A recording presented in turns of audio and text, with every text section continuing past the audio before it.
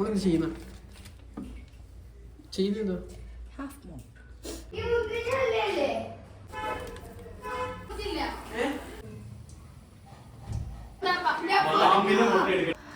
Dears. അപ്പോൾ നമ്മളിന്ന് മോനുമാമയുടെ വീട്ടിലേക്ക് പോവാണ് കേട്ടോ. രാവിലെ തന്നെ ഞങ്ങൾ ബസ്സിൽ കയറിയിട്ടുണ്ട്. രാവിലെ എന്ന് പറഞ്ഞാൽ ഒരു 10:30 ആയിട്ടോ നമ്മൾ കയറിയപ്പോൾ. അപ്പോൾ ഈ ബസ്സിൽ കയറിയപ്പോഴത്തേക്കിനെ നമ്മളൊരു ആൻറ്റീനെ അങ്കിളിനെയൊക്കെ പരിചയപ്പെട്ടു കേട്ടോ. ഇവിടെ തുടങ്ങിയിട്ട് ഞങ്ങൾ ഇറങ്ങുന്ന വരെ സംസാരിച്ചുകൊണ്ടിരിക്കുകയായിരുന്നു. അതിൻ്റെ കയ്യിലൊരു ക്യാമറ ഉണ്ടായിരുന്നു കേട്ടോ. ഈ ഒരു ക്യാമറ ഒരുപാട് നാളും മേടിച്ചതാണ്. അപ്പോൾ അതിൽ ക്യാമറ വീഡിയോ എടുക്കാനും ഫോട്ടോ എടുക്കാനും ഒക്കെ പറ്റും കേട്ടോ. അപ്പോൾ അത് വെച്ചിട്ട് അതും ഇങ്ങനെ ക്യാമറയിൽ ഇവരുടെ ഫോട്ടോ ഒക്കെ എടുത്തൊക്കെ കാണിച്ചപ്പോഴത്തേക്കിനും അവർക്ക് ഭയങ്കര രസമായിട്ട് അങ്ങനെ ഒരുപാട് നേരം സംസാരിച്ചുവേ. നമ്മൾ കയറിയിടം പോലെ ഹരിപ്പാട് വരെ നമ്മൾ സംസാരിച്ച് ഫോട്ടോ ഒക്കെ എടുത്തിട്ടൊക്കെയാണ് അവിടെ നിന്ന് പിരിഞ്ഞത് കേട്ടോ. ഇനി ഒരിക്കലും കടയിൽ വരാം എന്നൊക്കെ പറഞ്ഞു. ഹരിപ്പാട് ഇറങ്ങിയപ്പോൾ അവിടെ നിന്ന് മോന് വന്ന് ഞങ്ങളെ കൊണ്ടുപോവാണ് കേട്ടോ. വീട്ടിലേക്ക് പോവാണ്. എല്ലാവരും വരും കേട്ടോ ഇന്ന് വീട്ടിൽ നോമ്പ് തുറക്കാനായിട്ട്. നിങ്ങൾ ഒരുപാട് പേര് ചോദിച്ചിട്ടുണ്ടായിരുന്നു മോനുവിനെയും സുലൂമിനെയൊക്കെ കാണിക്കുമോ, അവർക്കൊക്കെ എന്തുകൊണ്ട് വിശേഷം എന്നൊക്കെ. ഒരുപാട് നാളായി ഇവിടുത്തെ വലിയ വീഡിയോ ഒക്കെ ഇട്ടിട്ട്, ലോങ് വീഡിയോ ഒക്കെ ഇട്ടിട്ട്. അപ്പോൾ അതുകൊണ്ട് തന്നെ ഞാനപ്പോൾ കുറച്ച് സാധനങ്ങളൊക്കെ മേടിച്ചിട്ടാണ് വീട്ടിലേക്ക് വന്നപ്പോൾ ഇറച്ചിയൊക്കെ ഇവിടെ ഉമ്മ എടുത്ത് തിരിഞ്ഞൊക്കെ വെച്ചേക്കുന്നതേ ഉള്ളൂ കേട്ടോ. കറി വയ്ക്കാനും പിന്നെ പൊരിക്കണോ എന്നൊക്കെ ചോദിച്ചിട്ട് ഞാൻ പറഞ്ഞൊരു 5 മിനിറ്റ് ഞാൻ ഇപ്പോൾ വരാമെന്ന് പറഞ്ഞിട്ട് നേരെ റൂമിൽ വന്നിട്ട് ഒന്ന് കിടന്നു കേട്ടോ. വേഗം ഡ്രസ്സ് മാറി റൂമിൽ ഒന്ന് കിടന്ന് നിസ്കാരമൊക്കെ കഴിഞ്ഞിട്ടാണ് കേട്ടോ പോയത്. എന്തോ വീട്ടിലിങ്ങനെ അങ്ങനെ വന്ന് കിടക്കുമ്പോഴത്തേക്കിനും എന്തോ ഒരു സുഖം, ഒരു മനസ്സമാധാനം, എന്തോ ഒരു രസം, എന്തെങ്കിലും ആയിക്കോട്ടെ. അപ്പം അങ്ങനെ അതൊക്കെ കഴിഞ്ഞ് ഞാൻ നിസ്കാരവും കൂടെ കഴിഞ്ഞിട്ട് ഞാൻ വന്നപ്പോഴത്തേക്കിനും 1:30 മണിയായിട്ടുണ്ടായിരുന്നേ. അതും കഴിഞ്ഞിട്ടാണ് നമ്മളിതാ കിച്ചണിലേക്ക് കയറുന്നത്. ഉമ്മ ബീഫ് ഇവിടെ കഴുകി വൃത്തിയാക്കി വെച്ചിട്ടുണ്ട്. നമ്മളെല്ലാം തുടങ്ങാൻ പോകുന്നുള്ളൂ കേട്ടോ. അങ്ങനെ പ്രത്യേകിച്ച് ഒന്നും ഇവിടെ ചെയ്ത് വെച്ചിട്ടൊന്നുമില്ല. അപ്പം നമ്മളിതാ ബീഫ് കറി ആദ്യം തന്നെ വെക്കാം. അതിന് വേണ്ടിയിട്ട് ബീഫെല്ലാം കഴുകി വൃത്തിയാക്കിയത് വെച്ച് ഉമ്മ ഇതാ ഇത്രയും ചെറിയുള്ളി ഇവിടെ ഉരിച്ച് വെച്ചിട്ടുണ്ടായിരുന്നു. അതുകൊണ്ട് നന്നായി പെട്ടെന്ന് അങ്ങോട്ട് ഉണ്ടാക്കിയിട്ടാണ്.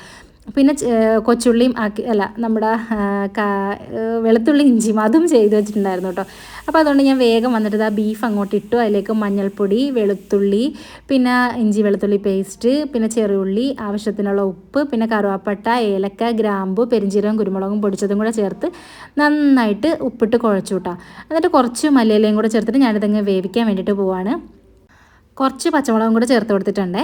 എന്നിട്ട് നമ്മളിത് അടച്ച് വെച്ചിട്ട് നമുക്ക് നന്നായിട്ട് വേവിച്ചെടുക്കാം. അപ്പോൾ പിന്നെ ഞാൻ ഇങ്ങോട്ട് വന്നപ്പോൾ പിന്നെ ഉമ്മി കുളിക്കാനും നിസ്കരിക്കാനും എന്നൊക്കെ പറഞ്ഞിട്ട് അങ്ങോട്ട് പോയിട്ടുണ്ട്. അപ്പോൾ ഞാനോർത്തു ആ ഒരു സമയം കൊണ്ട് വേഗം സവാളയും കാര്യങ്ങളൊക്കെ ഒന്ന് ഉരിച്ചെടുക്കാം. ഒരുപാട് കാര്യങ്ങൾക്ക് വേണ്ടിയിട്ട് സവാള വേണമല്ലോ. അപ്പോൾ എന്തായാലും നമ്മൾ സവാള ഉരിക്കാമെന്ന് വിചാരിച്ചു. പിന്നെ അതിൻ്റെ കൂടെ ഞാൻ മുട്ടേൻ്റെ ഒരു ഐറ്റം ഉണ്ടാക്കാമെന്ന് വിചാരിച്ചിട്ട് മുട്ട ഒന്ന് പുഴുങ്ങാൻ വെച്ചിട്ടുണ്ട്. പിന്നെ ഞാനോർത്തു ആദ്യം ഈ നോമ്പ് ഞാൻ വിചാരിച്ചു നോമ്പ് തുറക്കുമ്പോൾ ഒന്നും ആവില്ല എന്ന്. അതുകൊണ്ട് നോമ്പ് തുറക്കുന്ന സമയത്ത് വേണ്ട കാര്യങ്ങളെല്ലാം ഞാൻ ആദ്യം അങ്ങോട്ട് ചെയ്ത് വെക്കാമെന്ന് വിചാരിച്ചു. കാരണം എല്ലാവരും ഉണ്ടല്ലോ. അപ്പോൾ എല്ലാ സാധനങ്ങളും കൂടുതൽ വേണം. അപ്പോൾ ഈ വെള്ളവും സാധനങ്ങളൊക്കെ ഒന്ന് റെഡി ആയി കഴിഞ്ഞാൽ ആ സമയത്തൊരു ഓട്ടം അങ്ങോട്ട് ഒഴിവാക്കാമല്ലോ എന്ന് വിചാരിച്ചിട്ടാണ്.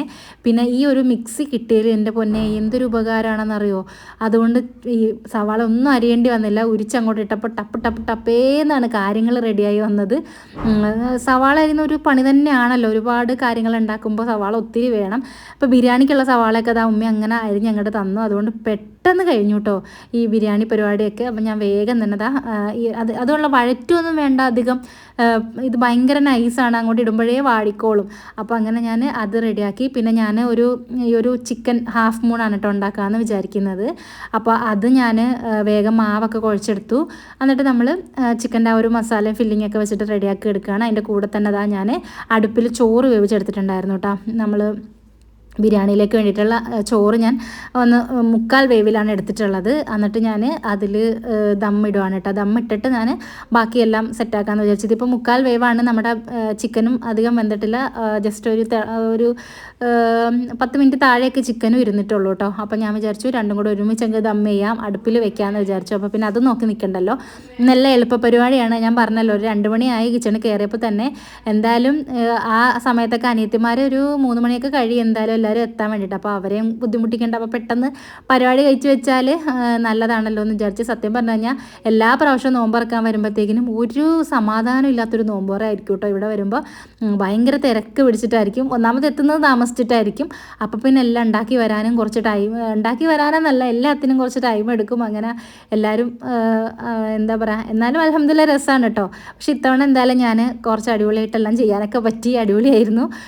പിന്നെ ഹാദുക്കുട്ടൻ ഈ അടുപ്പിലെ പുക വരുന്നതെന്നും പറഞ്ഞിട്ടാണ് കേട്ടോ അത് മൂടിയൊക്കെ നടക്കുന്നത്, ഈ ഹെൽമെറ്റൊക്കെ വെച്ച് നടക്കുന്നത്.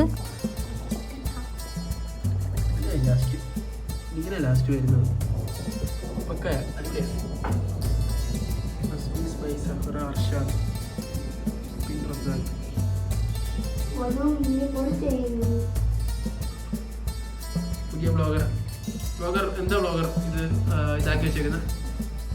തുറന്നിട്ടൊന്ന് പറഞ്ഞേ. അത് എന്താ ഇത് പുക വരുന്നുണ്ടോ? എന്താ ഇങ്ങനെ അങ്ങനെ ഒരു 4 മണിയൊക്കെ ആയപ്പോഴത്തേക്കിനും ആദ്യത്തെ അനിയത്തിയും 2 കുട്ടികളും കൂടെ എത്തിയിട്ടുണ്ട് കേട്ടോ. അപ്പോൾ അവരെ മോന് പോയി വിളിച്ചുകൊണ്ട് വന്നിട്ടുണ്ടായിരുന്നു. അവർ പകുതി വരെ ബസ്സിൽ വന്നു, ബാക്കി മോന് പോയി വിളിച്ചുകൊണ്ട് വന്നു കേട്ടോ, ഞങ്ങൾ വന്ന പോലെ തന്നെ. പിന്നെ ഞാൻ നമ്മുടെ സവാളയൊക്കെ വാട്ടി അതിനകത്ത് ബാക്കി പൊടികളൊക്കെ ചേർത്ത് നമ്മുടെ ബീഫും കൂടെ അങ്ങോട്ട് ഇട്ട് കൊടുക്കുകയാണ്.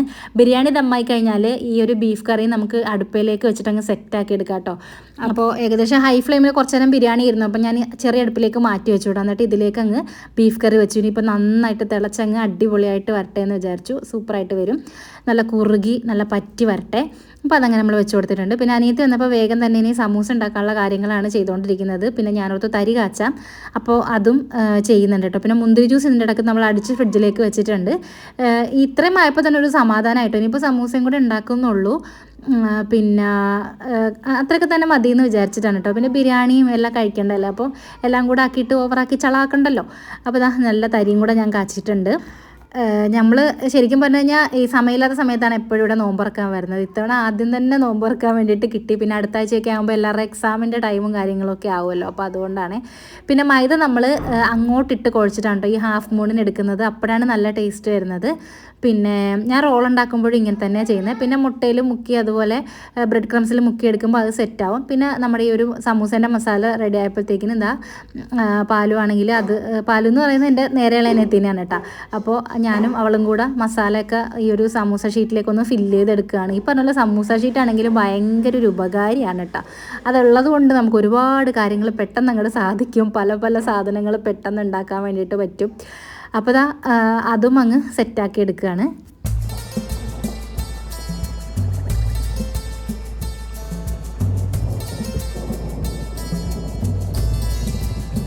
ഈ പാലു എന്നോട് ഇന്നലെ പറഞ്ഞത് ഞാൻ ഇടത്താഴം കഴിച്ച് കഴിഞ്ഞിട്ട് ഞാൻ വീട്ടിലേക്ക് പോകാം എത്തി എന്നൊക്കെ പറഞ്ഞ ആളാണ് കേട്ടോ. അവൾ വരുന്നതെല്ലാം കഴിഞ്ഞിട്ടാണ്. മറ്റേ അനിയത്തി എന്നോട് പറഞ്ഞത് രാവിലെ വരാം, ഇത്തിയും രാവിലെ പോയി നമുക്ക് 3 പേർക്കും കൂടെ ചെയ്യാമെന്നൊക്കെ പറഞ്ഞിട്ട് പറ്റിച്ച്. എന്നിട്ട് ഞാൻ മാത്രം ഉണ്ടായിരുന്നു ഇവിടെ ആദ്യം വന്നത്. അപ്പോൾ എന്തായാലും പിന്നെ അനിയത്തിമാരല്ലേ, ഞാൻ അങ്ങോട്ട് ക്ഷമിച്ചിരിക്കുന്നു. പിന്നെ ആദ്യത്തെ നോമ്പാണ് കേട്ടോ വീട്ടിലല്ലാണ്ട് ഇന്ന് തുറക്കാൻ പോകുന്നത്. പിന്നെ പള്ളിയിൽ നിന്നാണ് കേട്ടോ ഇവിടെ കഞ്ഞി മേടിക്കുന്നത്. അപ്പോൾ പള്ളിക്കഞ്ഞിയും കൊണ്ടുവന്നിട്ടുണ്ട്, മോന് പോയി മേടിച്ചിട്ട് വന്നിട്ടുണ്ടായിരുന്നു. അപ്പോൾ അങ്ങനെ അതും. പിന്നെ സമൂസയ്ക്ക് ഇനി പൊരിക്കാൻ പോവുകയാണ്. എല്ലാം നേരത്തെ കഴിഞ്ഞു കേട്ടോ, പെട്ടെന്ന് എല്ലാം കഴിയുന്ന പോലെ തോന്നി. അൽഹംദുലില്ലാ, എനിക്ക് ടെൻഷനായിരുന്നു കേട്ടോ ലാസ്റ്റിന് എല്ലാം കൂടെ തീരുമോ അങ്ങനെയൊക്കെ വിചാരിച്ചിട്ട്. പക്ഷേ കുഴപ്പമുണ്ടായിരുന്നില്ല, എല്ലാം കൂടെ വേഗം ചെയ്ത് തീർക്കാൻ വേണ്ടിയിട്ട് പറ്റി. പിന്നെ എല്ലാവരും ഉണ്ടല്ലോ, വൈകുന്നേരം ആണെങ്കിൽ എല്ലാവരും വന്നതുകൊണ്ട്. പിന്നെ ഈ പറഞ്ഞ പോലെ ജ്യൂസൊക്കെ ആദ്യം തന്നെ അങ്ങോട്ട് അടിച്ചു വെച്ചപ്പോഴത്തേക്കിനും തന്നെ ആശ്വാസമായി. ജ്യൂസും സ്നാക്സും ആണല്ലോ ആദ്യം അങ്ങോട്ട് വേണ്ടത്. പിന്നെ ഒറോട്ടി മേടിക്കുവാണ്, ബീഫ് കറിയും ബിരിയാണിയും മാത്രം വെച്ചാലും മതിയായിരുന്നു. അപ്പോൾ അങ്ങനെ എല്ലാം എളുപ്പത്തിൽ അൽഹംദുലില്ലാ കഴിഞ്ഞു കേട്ടോ. പിന്നെ വെറൈറ്റി ഒക്കെ ഉണ്ടാക്കണം എന്നൊക്കെ വരുന്നതിന് മുന്നേ മനസ്സിലുണ്ടായിരുന്നെങ്കിൽ ഞാനത് ആ ഹാഫ് മൂണിൽ അങ്ങോട്ട് ഒതുക്കി.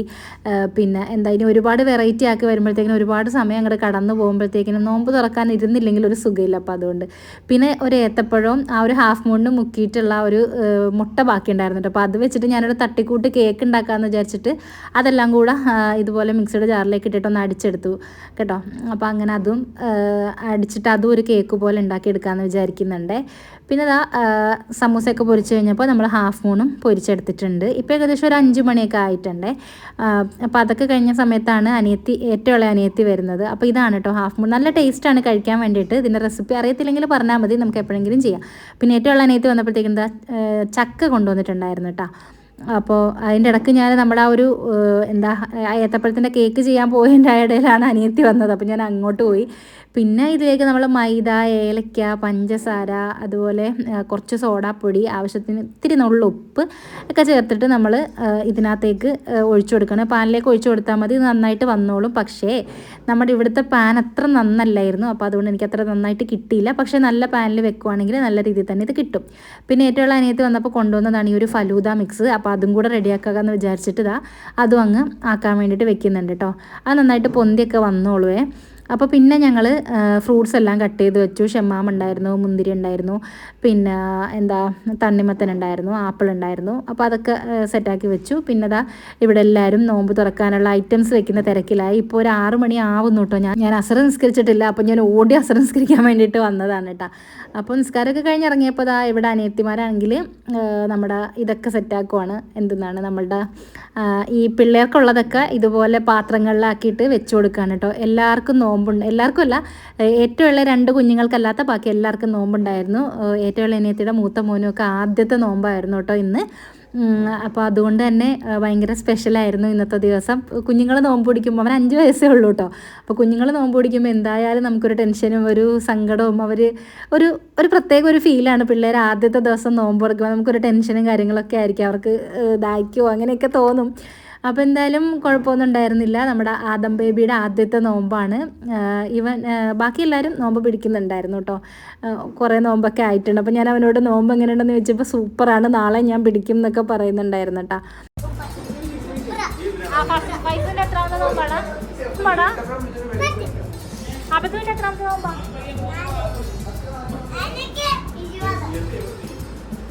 അപ്പോൾ എൻ്റെ കെട്ടിയൊന്ന് നോമ്പ് തുറക്കാൻ എത്തിയത് ഈ സമയത്താണ് കേട്ടോ. എല്ലാം നോമ്പ് തുറക്കലൊക്കെ എല്ലാം കഴിഞ്ഞിട്ടാണ് എൻ്റെ കെട്ടിയോൻ വന്നത്.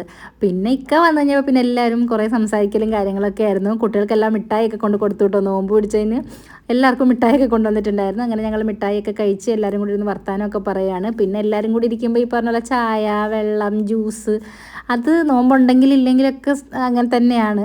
അപ്പോൾ അങ്ങനെ ഓരോരുത്തരായിട്ട് മാറിപ്പോയി ഇട്ടോ. ഞാൻ പിന്നെ ഇത് അത്രയ്ക്ക് അങ്ങോട്ട് അറ്റൻഡ് ചെയ്യൂല കേട്ടോ.